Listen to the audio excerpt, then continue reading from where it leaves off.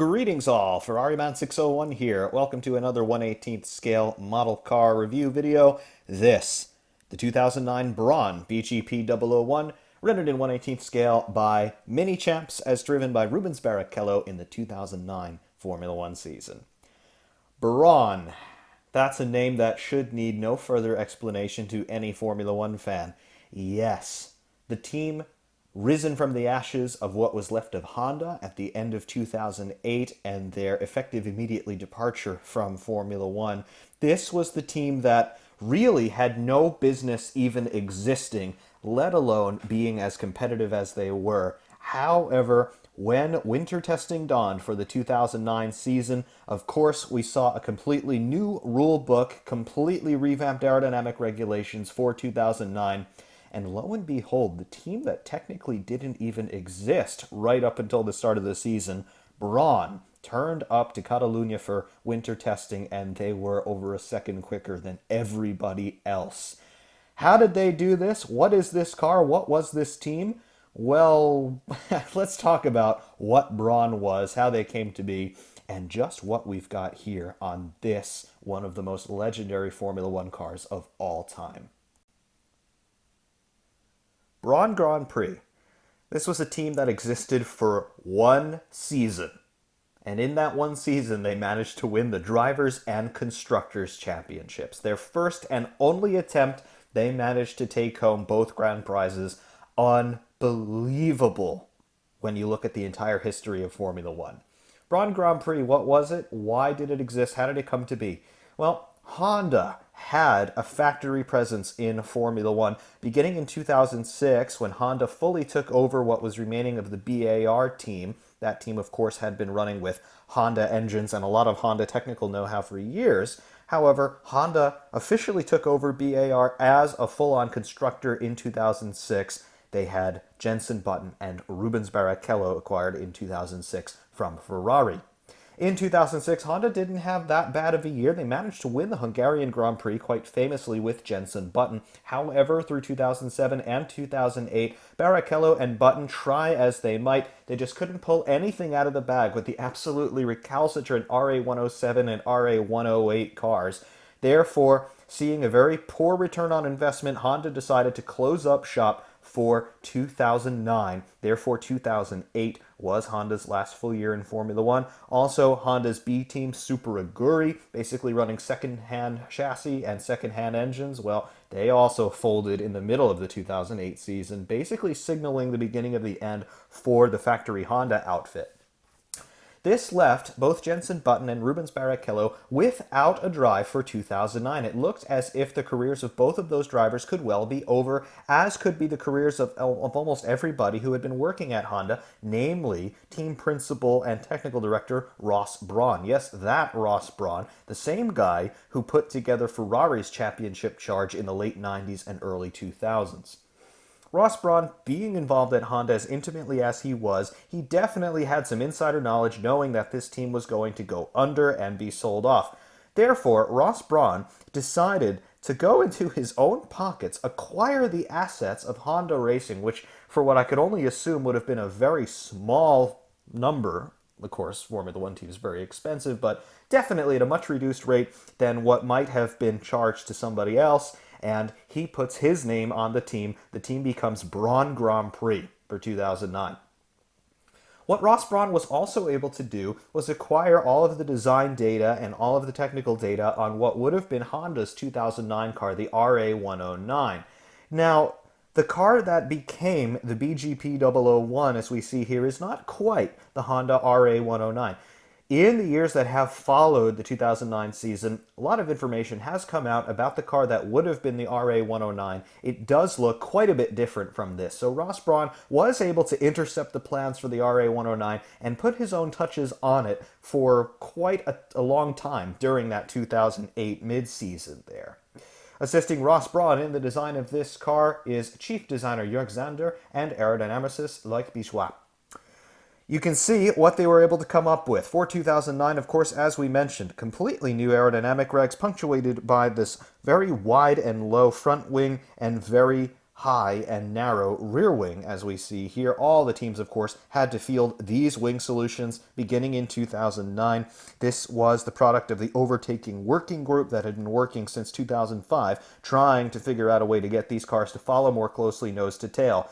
In hindsight, they failed, but that was their effort. Also new for 2009, slick tires made a return to Formula One, as you can see here. These replaced the grooved tires, first with 3 and then with 4 grooves through the tread block. That began in the 1998 season, 98 through 2008 Formula One running grooved tires. All of that was gone for 2009.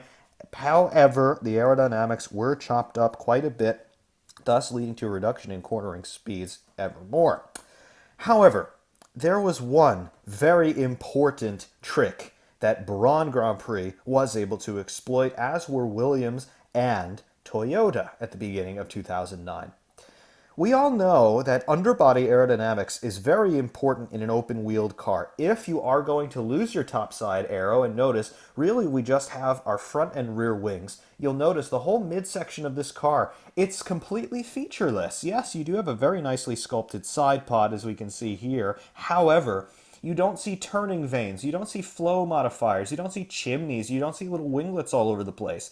These cars are very simple in their topside aerodynamic profile. The only real advantage you could get here, loophole in the regulations, barge boards. Very small barge boards. Compare this to the barge boards that we saw in 2000, 2004. You can see they were huge in this area. Just these little barge board winglets there in the midsection, and that's all they had to play with.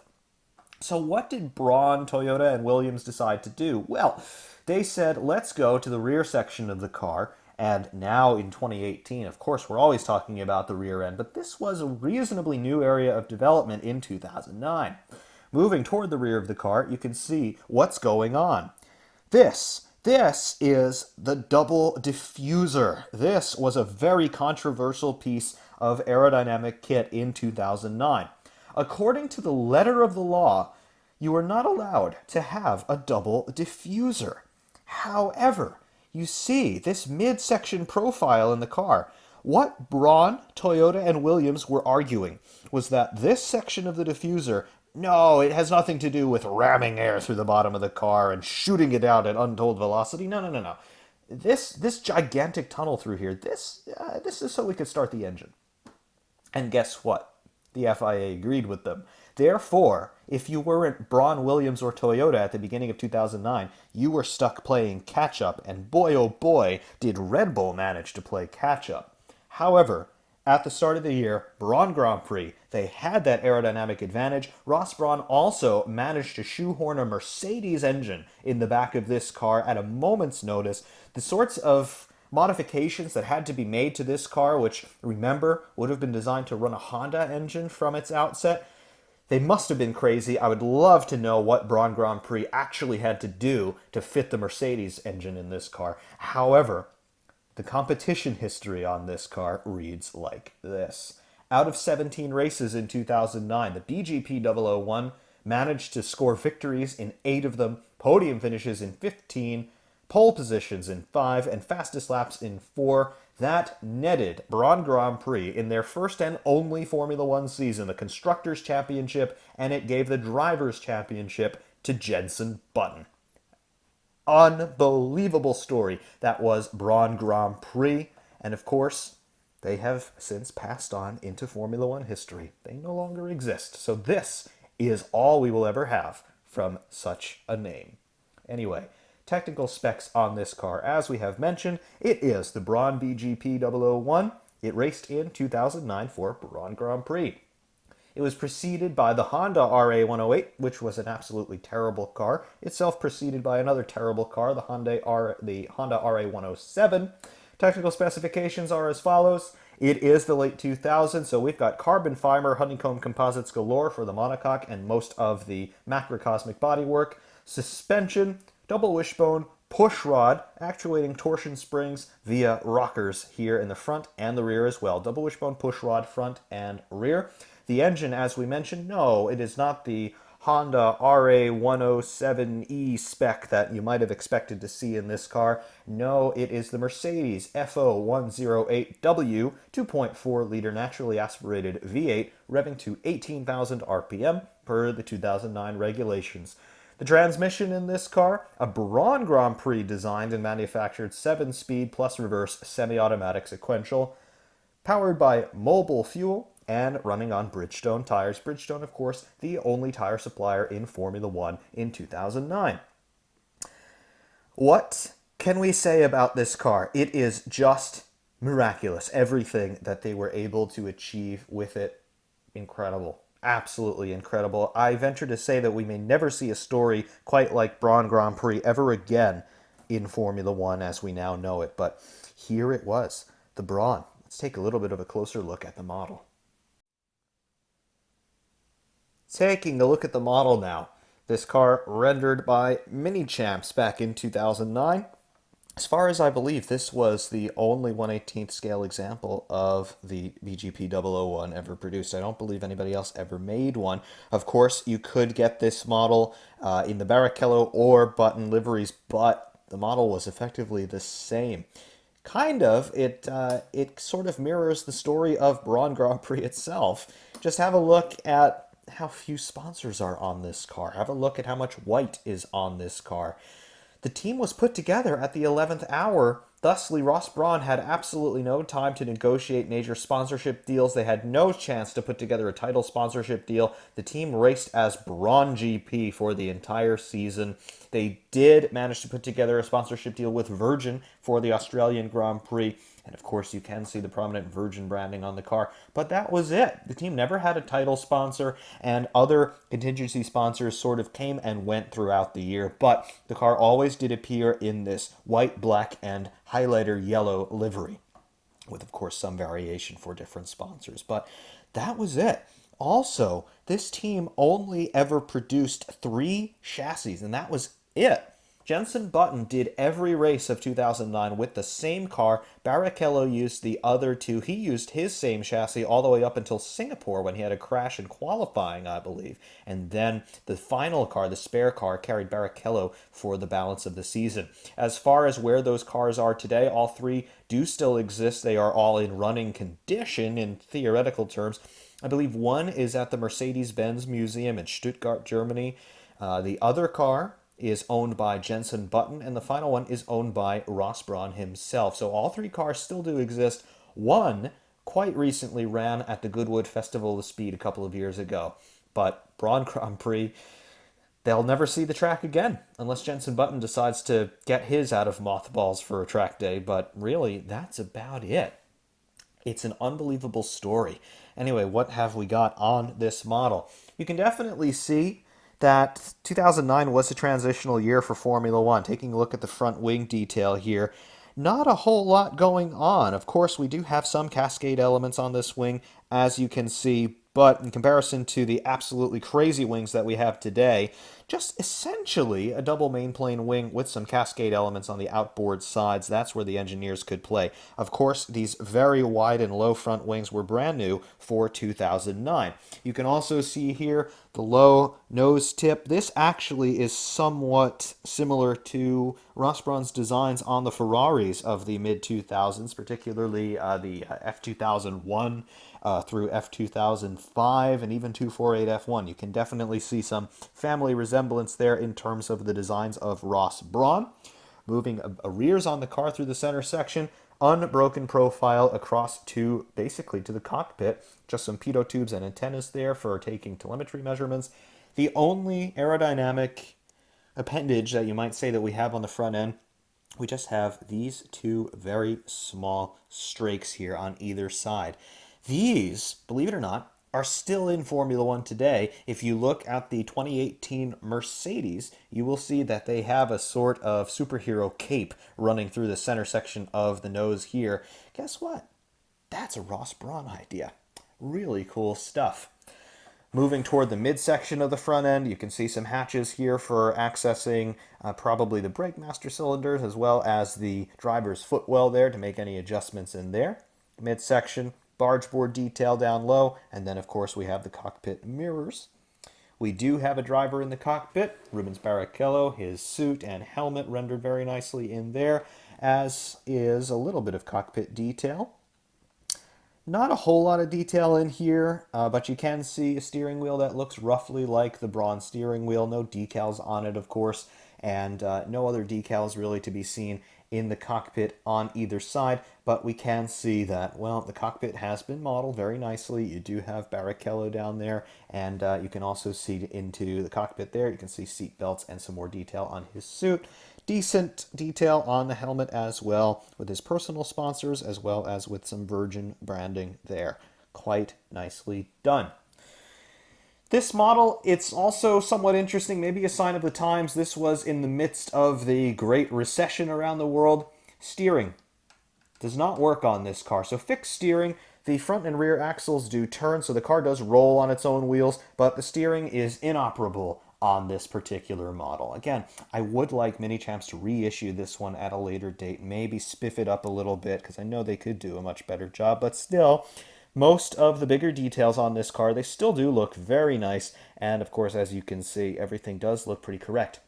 Of course, the real business end on the Braun and most of the other 2009 cars was really the rear end. Here you can see what's going on. Twin exhausts out the back there for the V8 engine, of course, so one on each side, as you can see. But really what starts to come into the equation is how they are managing the airflow around the gearbox casing, so in this area here, and then moving the rears even more and moving down low, there is the double-decker diffuser. Yep, that big central tunnel, that was the key to Braun's success, particularly in the beginning part of the season. Red Bull and later on, even McLaren, who started right at the back in 2009, did manage to score some wins. Red Bull actually put up a very good challenge for the Constructors' Championship, but those wins that Braun Grand Prix managed to take in the beginning of the season, that sealed the deal for them. Jenson Button didn't win another race after the Turkish Grand Prix that year. However, Rubens Barrichello did manage to take 2 victories, his final 2 victories in Formula One, at the European Grand Prix at Valencia, as well as at the Italian Grand Prix at Monza. So Rubens Barrichello took his last 2 wins in Formula One with this car, and of course Jenson Button had his best season ever, winning the World Championship. So really, 2 very stalwart, veteran, respected drivers in Barrichello and Button, doing extremely well in this car, and of course a very highly respected technical man and management man in Ross Brawn, putting his name on the car and winning the Constructors' Championship at his first attempt. That's why this car is so legendary. It's why it's so well respected. And now, with the Codemasters Formula One 2018 video game being released, this car is DLC content with the classic cars that they are putting into that game as well. That's going to be a lot of fun to take a look at. And of course, you could expect us to take a look at that, the Codemasters version of this car, in due course. But certainly, this is a wonderful car to have. It's wonderful subject matter. If you're a Formula One fan, if, like me, you watched that 2009 season in utter disbelief, particularly the Australian Grand Prix, I remember being up at 2 o'clock in the morning watching Australia live and just thinking, there's no way that Braun is actually going to take a 1-2 in this race, and they did. I was just utterly gobsmacked, and that continued throughout the entire early part of the season. It was just unbelievable. But that's what happened in 2009. And it all happened because of this car and this team put together by the quick thinking of Ross Brawn, one of Formula One's greatest minds, shoehorning a Mercedes engine in the back of this car, had no business being there, putting together a gearbox that would work with the different crankshaft height on the Mercedes engine versus the Honda engine, keeping Barrichello and Button, and just romping off and winning everything. Absolutely an incredible car, great piece, great subject matter for a 1/18th scale model, and very glad to be able to have this one and to share it with all of you. Just as one final note here on the BGP001, we mentioned that the team was sold to Mercedes at the end of 2009, Mercedes making a re-entry into Formula One for 2010, and very famously signing Michael Schumacher to come back. Well, next to the Braun, we have, That's the Mercedes. Specifically, that is the 2014 Mercedes W05 of Lewis Hamilton. And, well, W05, of course, designed around slightly different regulations. 1.6 liter turbo hybrid power plants for 2014. However, you can definitely see that family resemblance between the BGP001 and the W05 Mercedes. Yeah, they're cut from the same mold, aren't they? 2009, 2014, 5 years difference, but definitely you can see both the progression in terms of aerodynamic design, but also the family resemblances. Slightly different aerodynamic regulations for 2014, but for the most part, the cars are very similar. Also, another big difference on the Mercedes versus the Braun, you can see the wheelbases on these cars. Got the front axles lined up here. Wheelbase is significantly longer on the Mercedes on account of the larger fuel tank in the Mercedes because refueling was allowed in 2009. However, it had been banned by 2014. Be that as it may, though, Mercedes and Braun, they are one and the same. Mercedes going on to win multiple drivers and constructors championships, including in 2014, as we see the W05 there. But once again, it all started in 2009 on a dream and a prayer from Ross Brawn, trying his best not to be kicked out of Formula One by default. And, well, he succeeded, and now what he was able to achieve in 2009, it continues to live on in the form of Mercedes AMG Petronas and Lewis Hamilton and Valtteri Bottas. Of course, Mercedes going on to net multiple world championships for Lewis Hamilton, as well as a world championship for Nico Rosberg in 2016. Definitely a great story, and one that is, in some ways, still being written today. But there it is, the past and the pseudo-present, I suppose we could say. Braun and Mercedes. It's still a story that exists today and is still quite influential in the world of Formula One. Very cool to see all of that. And of course, I do thank you all very, very much for watching. I hope you enjoyed this one. Ferrari Matt 601 saying thanks. And of course, we will see you soon.